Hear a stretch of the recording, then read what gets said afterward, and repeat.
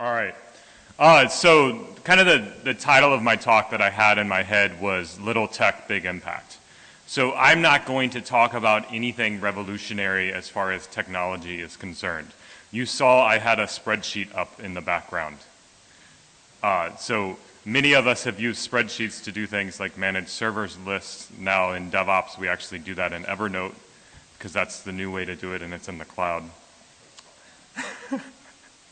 But what the title that Steve, I forgot your name for a second, put on it was putting tech to work for your community, right?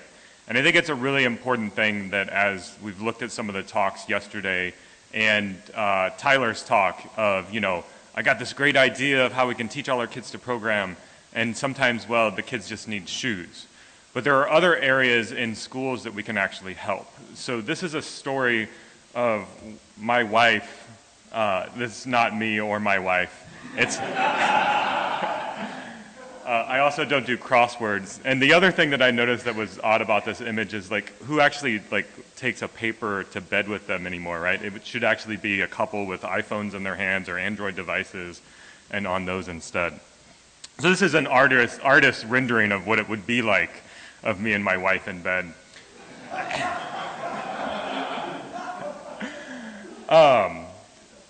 And as I'm sure a lot of you are married, and as you know, when you're married and with kids, that time before you go to sleep is actually an extremely important time if you happen to be home and not traveling on the road, because you can actually talk without getting constantly interrupted by something.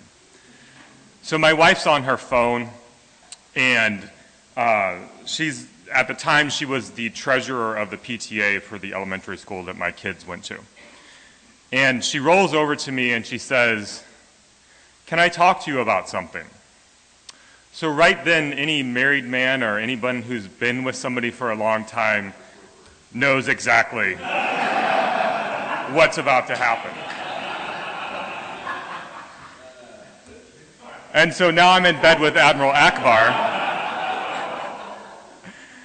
and she starts to tell me about how the school district has decided that they need to realign the elementary school boundaries. And this is because the elementary schools, or some schools, are over capacity, and also because the school board decided, and I got to be careful because this is actually going to be posted online later, and I need to be nice, so hi, President Pope, the president of the school board. So they decided to close magnet schools, and they decided to close the magnet schools in our district because they were too expensive and we needed to save money. But that doesn't necessarily lower your expenses because you still have this set of kids that actually need to get educated somewhere. And so as the kids went back to their home schools, what ended up happening was you created an overflow situation. So they saw this one little solution of trying to save money because a levy didn't pass. As many school districts around the country are actually having problems with money and levies not passing and things like that. The Tea Party is actually, politics aside, but the Tea Party is actually getting extremely involved at the local level and school boards and things like that and fighting a lot of the levies and things like that. And that's good and bad, and we won't discuss that one way or the other and how I lean on that. But what ends up happening is the school boards have to go and make tough decisions. And so they made the tough decision of closing the magnet schools. Well, the kids still need to get educated somewhere. And so it ended up causing a realignment process to get triggered based upon the school board's policy.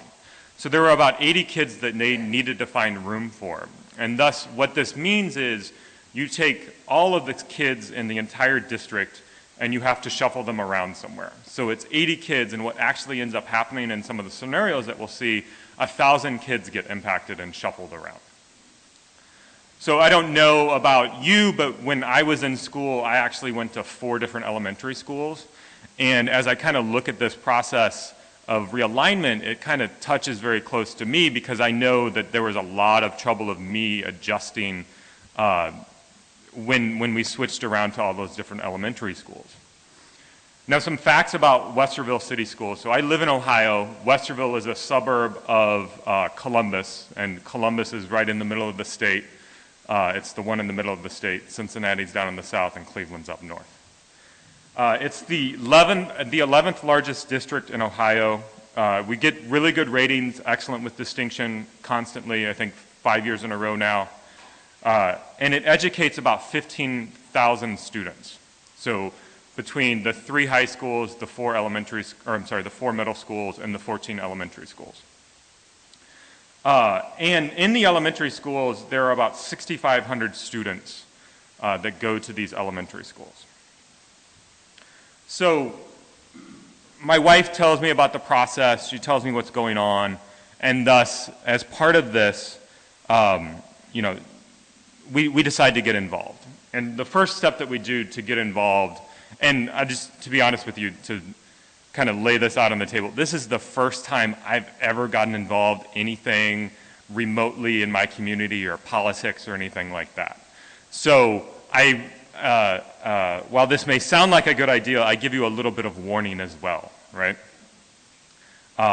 It'll be interesting, especially when you're fucking with kids and parents get very mad when like some of the visceral comments that were made about the realignment and what people didn't want coming into their community and all this other stuff. It was really, really disturbing that I live in this community. So I just warn you ahead of time before you get involved. So my wife's like, we have a PTA meeting. We're going to talk about this at the PTA meeting. I'd like for you to come because you're pretty good with people and you can talk to people and find out what's going on and you're good with numbers and whatnot. So I go, and what ended up happening was the process was explained to us of what was going on, and essentially what was formed was a realignment committee. So it's not the actual board, but the board goes out and they find people in the district to actually decide how they're going to realign the schools. And the committee was school administrators, some principals, which I kind of had a problem with, and 3 community members as well. So what you end up happening is you have the community members that are kind of fighting maybe for their schools or for the community as a whole. You have principals who are fighting for their own individual school because they're trying to protect their interests. And then you have the administrators, which I'm not really sure what they were doing at some points in time. But what was happening is this realignment committee was generating data because, as you know, Thomas Jefferson said, an informed citizen, I won't even attempt to say the word.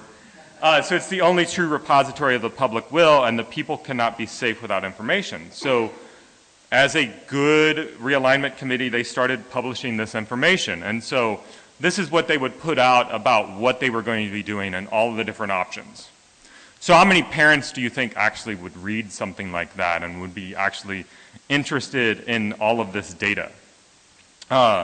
They also put out maps. And so these are the things that people really liked, right? And this isn't something from 1996. This is the actual map that they published. But people really liked it because you got an idea of where your school was, and you got an idea of what school you would actually be going to. So the color code indicates what school you would actually be going to. So a couple interesting things that I'll point out about the Westerville School District. So first off, you notice there's an extremely heavy concentration of schools in the north. So that blue line that kind of curves around, that's 270, one of the outer belts. And pretty much Westerville is actually all above that 270. But it's a long historical thing called win-win. Westerville is actually responsible for much more than just Westerville's actual city limits as far as educating kids. We're responsible for a large portion of kids that are actually in Columbus. And as part of that, they don't want to actually build schools down in Columbus. They would rather bus those kids up into Westerville to educate them in Westerville. They don't want to make the capital investment of building a school in Columbus and then Columbus changing their mind and then taking that school over or something like that, right? And then that school kind of being useless as far as educating Westerville kids. So you notice there's actually only 2 schools, maybe actually 3 schools down at the south end, and the other 11 schools are all north. The other thing that you'll notice is that there's this big cluster of schools right in the middle, right? Kind of where that light blue and dark blue is, and red. So what the community wanted was neighborhood schools, right? So I'm kind of setting up the constraints for you of what you have to work with in something like this so you understand. It's just not as simple as, all right, let's put the kids here, let's balance it out from a socioeconomic and racial perspective. It's other factors as well. Because if you look at this problem, what you actually end up having is you have a problem that you could actually solve very easily with computers if you just put in the constraints and build a program to actually solve this. And that's essentially what we did, though we didn't automate the process at all. So that's kind of the logistics of what you have to work with. And then everybody wants to go to the school, of course, that is closest to them, right? And then that creates, especially in the middle, where the blue and the light blue meet, there are 3 schools within about 3/4 of a mile of each other that they all want to try and put elementary schools. And they need to be neighborhood schools. So and then there isn't a strong concentration of kids, like there isn't, it looks like a big geographical area, but there isn't a lot of homes in some of those areas. Some of that is actually still farms. And thus, you don't have enough kids to fill that, so you have to bus kids up or you have to fill that area from somewhere. So that's kind of the problem that we had to work with. So the PTA meeting, I already told you about that. So the first thing that I did was, we did a PTA meeting. We found out there's a realignment committee the following Monday. We went to the realignment committee, me and some other parents that were concerned. And I started really kind of seeing what was going on. And it was really weird because you're not allowed to say anything. So imagine there's a table of like 12 people right up here, and you're watching them, and you're watching them work. And you can't comment on the insanity that they're doing or the fact that Becky isn't paying attention or anything like that. You just have to kind of sit there and watch what's going on. And so it was interesting because they were like a new member of the community. They greeted me. They were like very excited to have somebody new there. And I started kind of watching the way they were working, and they're basically taking paper and shuffling it around. And we were like, well, what about this planning block, or what about this set of kids, and where could we move them, and things like that. And so very much what you would say stereotypical government committee as far as the efficiency. Because then they would make these changes and they would go back to this company that they outsourced everything to and then get that company to regenerate those maps. They paid like $25,000 or something like that for this company to generate this data in this map with a geographic information system, which, by the way, Westerville actually has an office that has its own geographical information system. So they could have actually just, if they were going to pay anyone, they could have paid Westerville to actually do it for them and kept the money in the community instead of paying it out. Although Alex might have an issue with that as far as being able to contribute into the economy of the entire whole part of Columbus. But that's neither here nor there.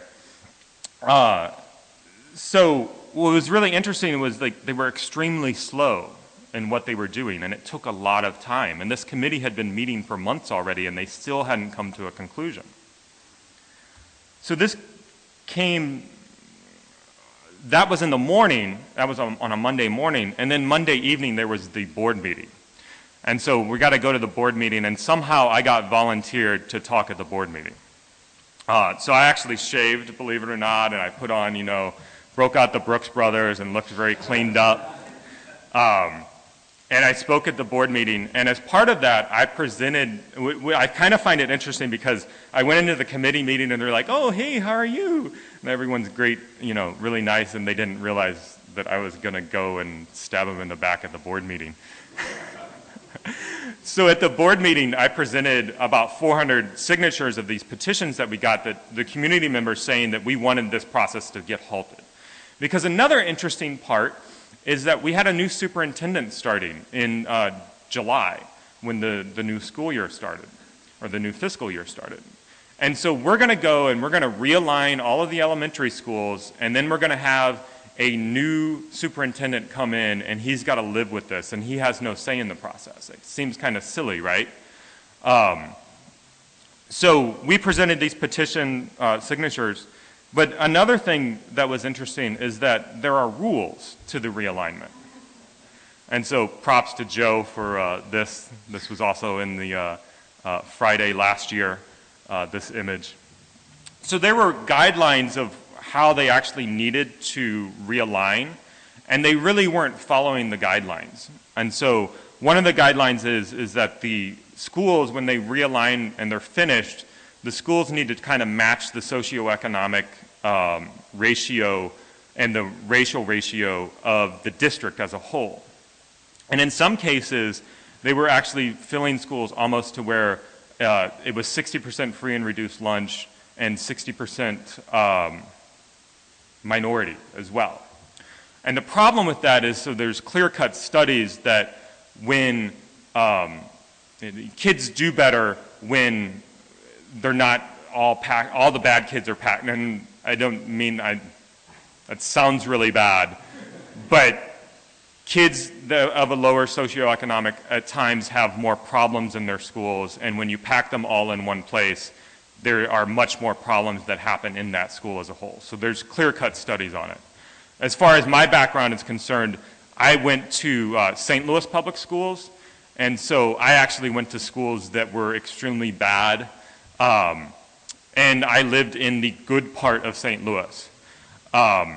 I also, my high school's claim to fame was that it was the first school in Missouri to actually get armed police officers to walk it. So I kind of know when schools are bad and when schools suck, how it actually affects students' performance. So that's Roosevelt High School, Joe, by the way. Yeah. So we saw this problem, and luckily I was in a job where I actually had a lot of time on my hands. But that's a different story. And so, I started looking at the problem, and I'm like, there's a better way to do this, right? So we've got all of this data, right? And all of this data is kind of publicly available.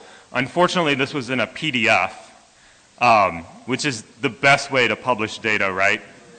Didn't you say it was publicly available? It's publicly available, though, right? I mean, and so luckily, it was actually pretty easy to copy and paste it and kind of do some cleanup on it. And so all of the other data you need is there as well. And then there's mapping data. And so to kind of explain what this map is and also to kind of explain what's going on here. So there's what's called planning blocks of how they split this up. And so this is also kind of interesting because me and Donnie were talking a little bit yesterday of like, this is also kind of what's done when you're realigning congressional districts and things like that as well. So they've split up Westerville into what's called planning blocks, and each one of those planning blocks has a certain amount of students in it. And they try to split up the planning blocks based upon neighborhoods, right? So you'll see, if you look at a map and a satellite view, you'll see like clearly cut divisions of neighborhoods as Westerville has grown and things like that. And in some places there's a creek, right? So that's an obvious geographical boundary that you can draw and say, all right, well the kids on the left side of the creek are never going to go play with the kids on the right side of the creek because there's this natural boundary in between them, and so the left side needs to be one planning block and the right side needs to be another planning block. The other thing they do is they split it up by like major roads as well, because one of the guidelines is that when they realign, they need to prevent kids from crossing major roads of like speed limits of 45 or higher, right? And we have some of those in Westerville as well. So they split up the map into these planning blocks, and then these planning blocks get assigned to a school. So this is the way things are split up now.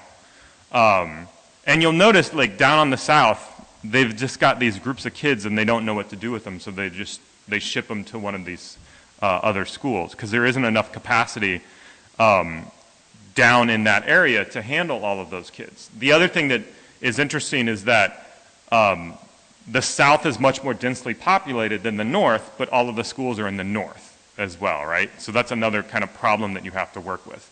Because down on the south side, it's more of apartment buildings and things like that. Up on the north, it's much more single-family homes with a lot of land in between the single-family homes and so forth. And in some cases, they're still farms. So how do you clean up data when it's in a PDF? You use some form of Unix utilities. And then the spreadsheet. So I ended up creating this spreadsheet. And while this is little tech, right? I don't think it's anything great, but it's a very easy way for you to start to experiment very quickly. And so allowed for rapid experimentation. It allowed for anyone to build the scenarios as long as you had a little bit of knowledge of Excel. You could look at the data from different perspectives. So the way that the school district was putting it out was maps only and then these tables. And that may not necessarily be the right way to look at it. Maybe you could look at it different ways. So one thing that I did was kind of drew the line of where the free and reduced lunch percentage was across the district, and then looked at how much of a skew that we had from each school for each scenario. So you could see, you want those bars to try and be as close as possible to the average across the entire district, and so you can see how far you're skewing with each one of the scenarios. And I repeated myself, so it allows anyone to create scenarios.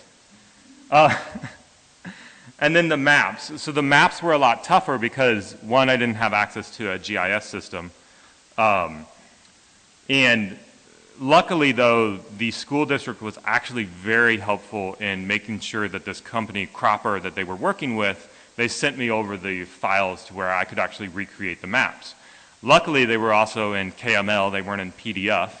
KML is a markup language that's used by something like Google Earth. So I could actually go in and I could build these maps that kind of help us draw the way it actually looks, because this is what people used and this is what people liked. Now, it doesn't look as nice as the other maps, maybe because it's a little more modern. And there's some limitations as well, because Google Earth doesn't really allow you to get rid of this satellite view, and people kind of like the plain background as well. So there's some improvement that could be done, and I'll talk about that towards the end. So scenario building. So I built this spreadsheet. We had an email thread going of parents, and at one point in the thread, I think we got up to like 400 messages. It was insane, the amount of email traffic that I was getting. It was more traffic on this than it was from work. And this pretty much consumed my time instead of work for quite a while. So I sent this spreadsheet out to this list, and what was really awesome was this other mom picked up on it.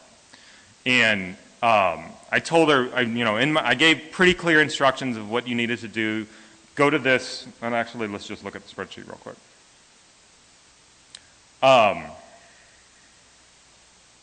So essentially all you needed to do was go to the data, and this is all of the data, and you could just go here and actually change what school you wanted this district or this planning block to go to. So if I go to 2, that'll actually move it. It'll tell me how many kids am I actually moving around by doing that, and then I could actually go over here and refresh this pivot table, and it's going to instantly give me the results of what the distribution of kids are in each school, right? So it's very simple, very easy to use. She took it and she started building all of these different scenarios. And this was actually before I had the maps, the mapping files so that I could actually build them. So this is what she did. And this is actual picture I had her send me yesterday. So she printed the maps out in black and white and was drawing her own maps by hand, right? Which I wanted to make sure that she understood that I wasn't criticizing her, because I think this is a lot of ingenuity to actually do it. But it also shows like how passionate she was about it, right? And how passionate everyone was about it.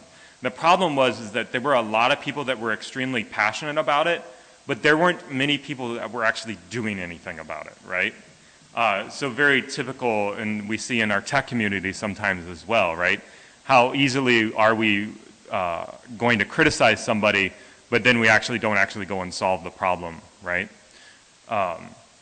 So she was extremely passionate, and of course, in fitting with the theme of the conference, we ended up doing scenario building over beer. So we first started at the coffee shop, which Anil and James will appreciate, and then they closed on us, and then we actually had to go to the bar, and finish building these scenarios. No, at that point, we had gotten the KML files and we started building them out in Google Earth. And so what's really interesting is when we got our first success. So we built a few scenarios and we sent them over to the realignment committee. And our first success was that the realignment committee took one of our scenarios almost verbatim and used it. And so they saw that as a way of throwing us a bone, but we saw it as a way of they were actually hearing us. Because I don't know if you've actually ever been to a school board meeting or a committee meeting or anything like that, but essentially when I spoke to the school board, I got 5 minutes, so it's almost like a lightning talk. You don't have any slides or crutches or anything like that, and you just have to give this passionate speech to these people that are just kind of staring at you, and you think that they're not really paying attention to you or caring what you're saying at all. And a lot of people got up and spoke about how much they hated the realignment committee or the realignment process, and the next thing that the school board would say was, great, we're moving along with the process, right? And it's like, did you hear us at all? So our first success was somebody actually listening to us in the school district, and we thought that was great, right? We have a voice now, we have a way to communicate, and the other key thing is that we were communicating in a way that they were, that was familiar to them, right? So we were presenting their data back to them in the exact same format that they were giving it to us, and that was actually really significant, I think, for our success. The second success came when, after another committee meeting, I saw them shuffling around paper. We had already sent, I think we actually sent the spreadsheet over to them, and they're still working it out on paper. And some people on the committee have no idea of the data. They don't know what's going on, which was kind of another telling thing that I'll get into a little bit more. But what ended up happening after that, I walked up to somebody and I'm like, I'd be happy to help. I'd be happy to sit on the committee. I won't give my opinion because that was very, they didn't welcome opinions while the actual committee meetings were going on.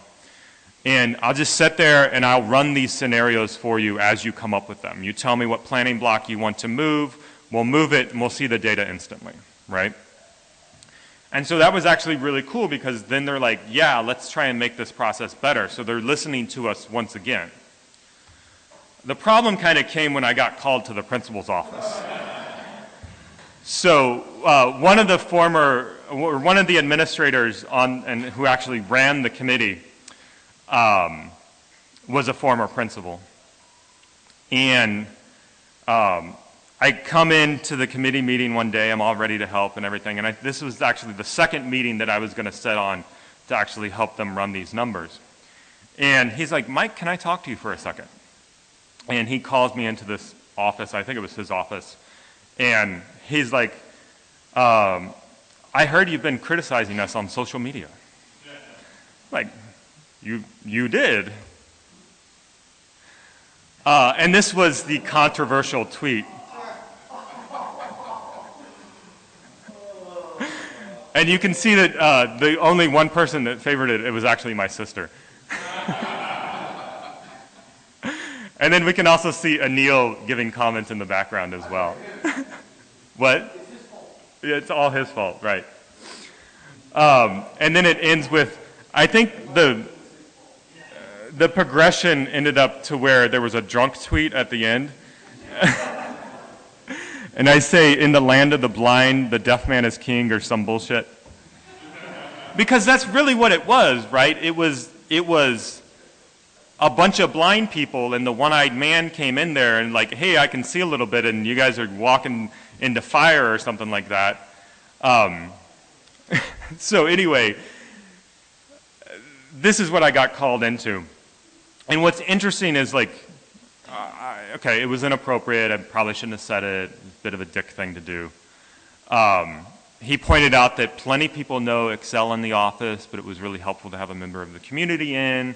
And then that way, you know, it shows that they're reaching out to the community, which is actually something that the school district is trying to do more of, because we've had levy fights and people have been really pissed off at the school board, and just it's not a happy time in Westerville schools, and it still isn't, and it hasn't been for about 3 years.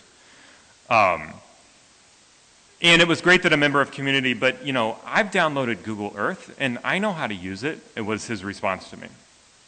And I could just think at the back of my head, it was like, well, then why didn't you, right? Why are we shuffling paper around?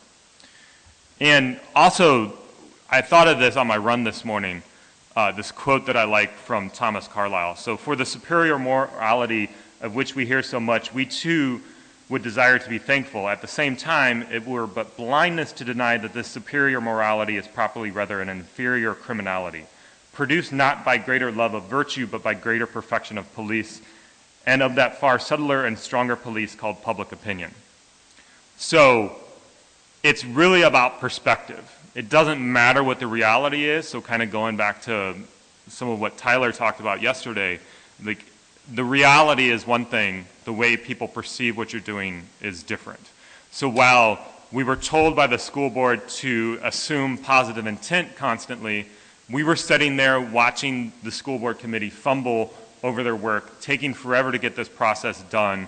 We either wanted it to be canceled or done because the school district actually wanted it done as quickly as possible as well. They were rushing down this path, but they didn't have the tools they needed to actually make intelligent decisions. They were kind of doing everything manually. And that's why what we ended up really doing, if you think about it, is we had the Lean School Board Committee, right? We were doing experimentation, so based upon Lean Analytics, a shout out to O'Reilly, who donated some books, media sponsor.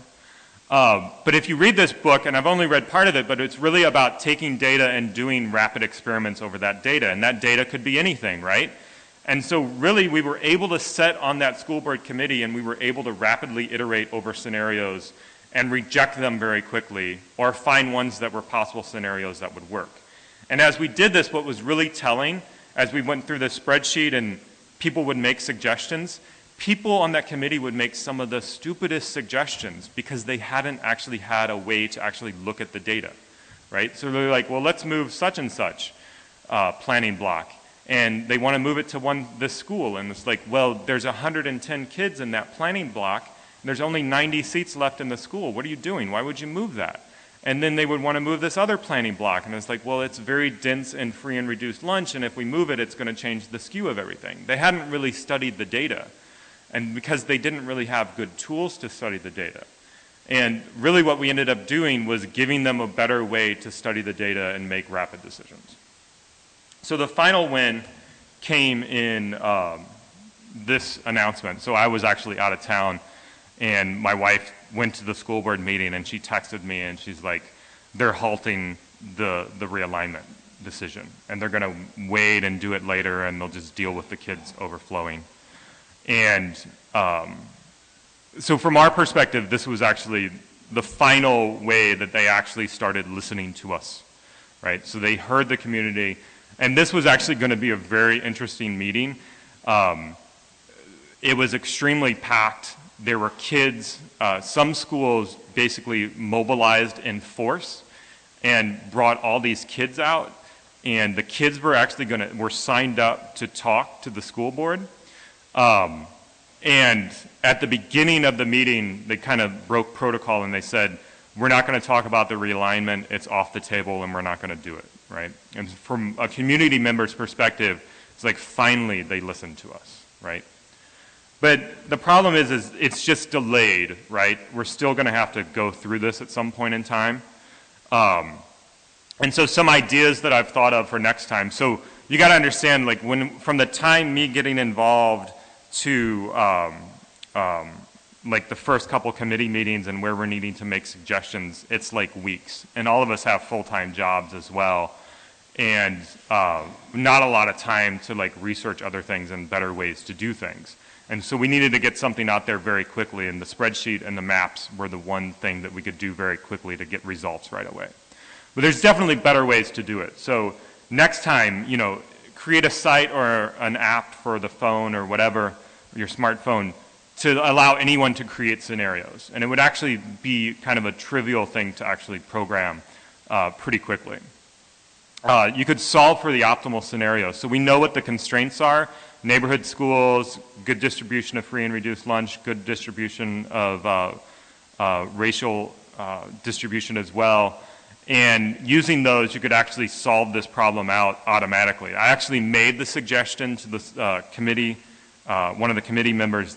So Westerville has a computer science department from a university. We have a small university, liberal arts college in our town, like right dab smack in the middle of town. They have a computer science department. So how awesome would it be to actually recruit this computer science department to say, go and solve this for us, right?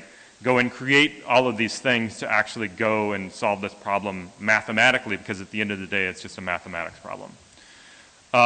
Leverage open source or real GIS systems. So I don't know if anybody's ever played with GIS systems, but they're really freaking awesome.